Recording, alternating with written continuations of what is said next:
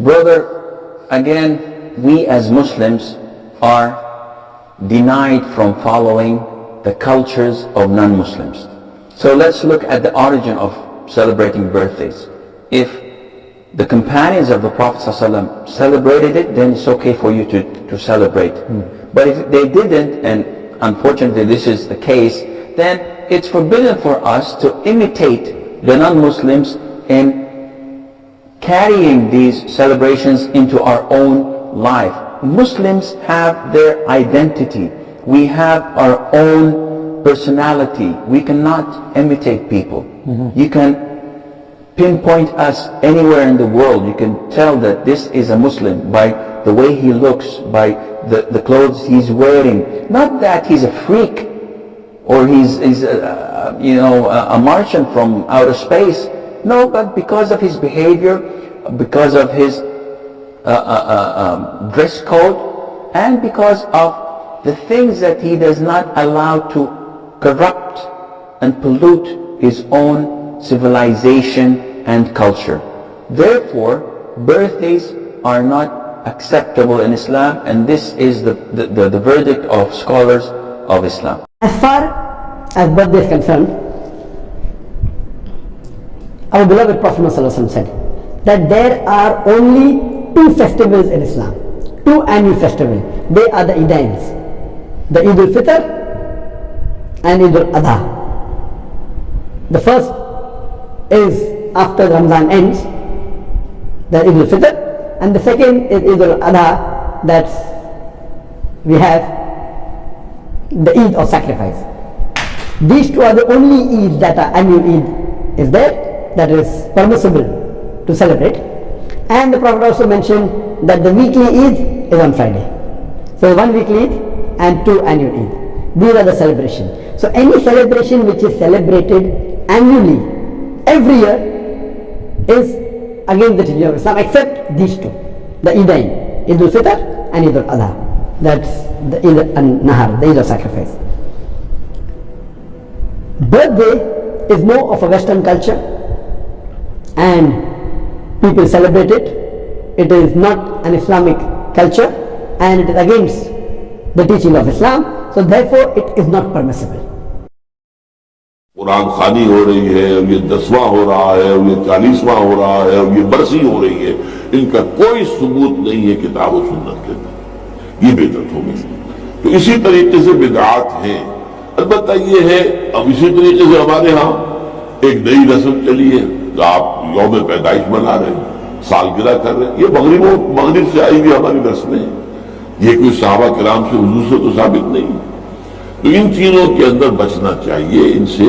अलबत्ता ये है कि एक है कि जो साइंस की डेवलपमेंट से, अब कोई कहते साहब फिर आप रेलगाड़ी में सफर क्यों करते हैं, वो तो सहाबा के और हुजूर के, ये साइंस की तरक्की से जो चीजें आई ये बिल्कुल दूसरी चीजें हैं। इसमें सवाब का मामला नहीं है, ये तो आपकी एक जरूरत है जो पूरी हो रही है। वो आप हवाई जहाज में सफर करें, ट्रेन में सफर करें, कार में सफर करें, ये जदीद तरक्कियात है, उनसे फायदा उठाना है और उनको इस्तेमाल करना है। तो ये और बात है, लेकिन दीन में कोई नई चीज जो हुजूर और सहाबा से साबित न हो और उसको आप हुसूल सवाब की नियत से करें, वो बिदअत है। कि मैं कब्र के करीब हो गया तो अब मैं कुछ अमाल को ठीक कर लूं, हैप्पी का ये तुक ही नहीं बनता। तो शरीयत ऐसे अमल की कैसे हौसला अफजाई करेगी जो बिल्कुल अकल के खिलाफ हो। तो इसलिए बर्थडे मनाना या उसमें हैप्पी बर्थडे कहना ये बेवकूफ़ों और अहमकों का तरीका है, जिनके कामों की कोई लॉजिक होती नहीं है। कुछ समझदार आदमी ये काम कभी भी नहीं करेगा। तो अगर आप बेवकूफ़ी के लेबल अपने ऊपर हमाकत का ठप्पा लगाना चाहते हैं तो हैप्पी बर्थडे कहा करें, और अगर नहीं लगाना चाहते, समझदारों की तरह रहना चाहते हैं, तो फिर ईद बकरीद पे और शादी ब्याह के मौके पे हैप्पी हैप्पी किया करें। फजूल कामों पे हैप्पी हैप्पी का मौका नहीं होता, तो उसमें नहीं किया करें। Regarding birthday parties, look, to be honest with you, I need to give an introduction to the answer. Islam is a religion I have chosen, you have chosen. Have you chosen it? We've chosen it. Is it from you or from Allah? Are you happy that it's from Allah? So if the dunya tells you something and Allah tells you something else, Does it make, or which one is more important, the first or the second? What Allah has said. So even if the whole world is doing something and we are taught that this is not supposed to be done in the deen, we should not be feeling it hard in our hearts to say, Allah, if I die today, I know that I chose to be a Muslim and I chose to worship you and I know it's your rules. You know, it's so difficult today to talk because you're talking to a secular world, and sometimes they will pick on a small point of yours and they will make it a big issue for nothing, but not realizing that we do believe you are free to choose whether you're a Muslim or not. But the fact that you chose you're a Muslim, you are not free to change Islam. That's what we're saying. You cannot come and say, no, you know what, Islam needs to be modified. Well, then tell yourself you're a modified Muslim. Someone says, are you a Muslim? Say, no, I'm a modified Muslim, you know. So people know. But if you want to call yourself a Muslim, you've surrendered. So you need to know there are certain things that people might say, and you might think, this guy is backward, man. How could he say that, you know? But it's because it's not from me or my pocket. My children would like to also go to birthday parties and celebrate and so on. I sit them down and I explain to them what the candles are all about. Do you know what the candles on a birthday party are all about? In ancient Europe, when the winters were so bad that people used to go into literal hibernation to keep themselves warm in whatever way they had, and when they would come out, they would count the dead. Did you know that? They would count the dead.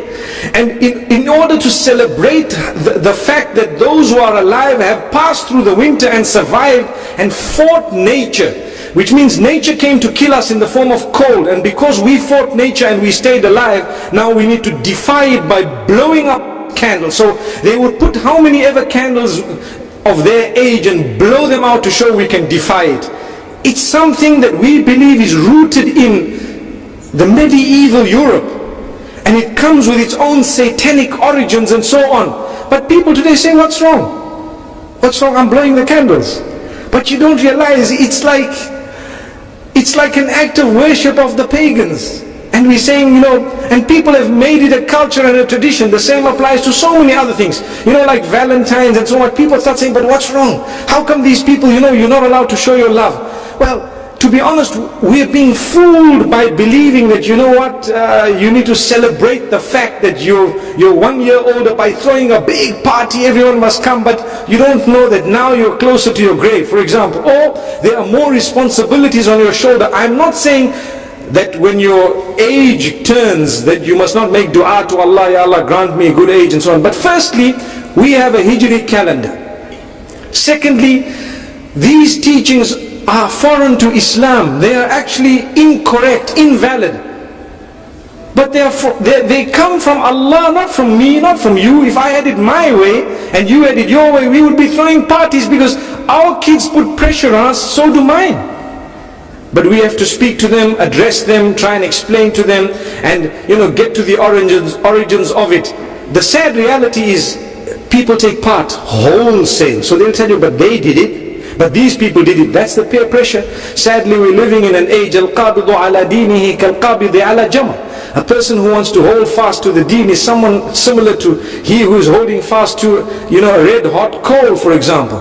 So you find even families which are supposedly religious, you know, they have these big birthday parties and so on, whereas it is Islamically incorrect. Wallahu a'lam. Allah knows best. Like I said, I've given you a little introduction before I gave the answer. There are more important things we could do, you know, than that. It was for a good cause, and Allah reward you. Jazakumullah khair. Wa sallallahu wa sallam wa baraka ala nabina Muhammad. Subhanallah bihamdihi, subhanakallahumma bihamdik. Nashhadu an la ilaha illa anta nastaghfiruka wa natubu ilayk.